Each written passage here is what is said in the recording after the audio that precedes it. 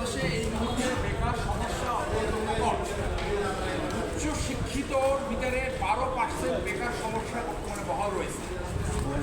এই পরিস্থিতিতে আমরা দেখলাম বাংলাদেশে 10 থেকে 15 লক্ষ বিদেশিরা অবৈধভাবে আমাদের কর্মক্ষেত্র দখল করে আছে। আমাদের দেশের সন্তানরা চাকরি পাচ্ছে না, তারা ভূমধ্য মহাসাগর থেকে বঙ্গোপসাগরে চাকরির খোঁজে মৃত্যুবরণ করছে।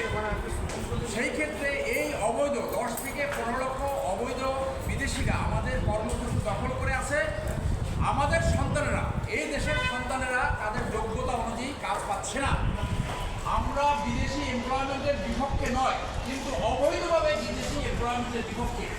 তারা বছরে 2017 সাল থেকে 10.2 বিলিয়ন অর্থাৎ 10,200 কোটি টাকা অবৈধভাবে নিয়ে যাচ্ছে।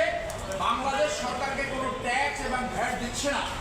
আমরা সরকারের যে কনসার্ন যারা কর্তৃপক্ষ রয়েছে তাদের ইনঅ্যাকশন চ্যালেঞ্জ করেছি এবং আমরা তদন্ত চেয়েছি যে যারা অবৈধভাবে কাজ করছে, 4টা আইন ভায়োলেট করছে: foreigners control act, foreigners act, money laundering act. এই আইনগুলো ভায়োলেট করছে। সেই আইনের প্রভিশন অনুযায়ী তাদের বিরুদ্ধে ব্যবস্থা নেওয়ার জন্য আমরা তদন্ত চেয়েছি এবং ইনঅ্যাকশনকে আমরা চ্যালেঞ্জ করেছি।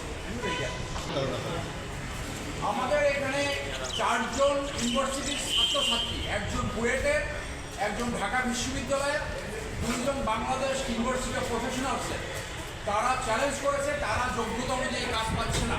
অ্যাকর্ডিংলি বাংলাদেশে 12% যে বেকার সমস্যা রয়েছে এর ম্যাক্সিমাম উচ্চশিক্ষিত।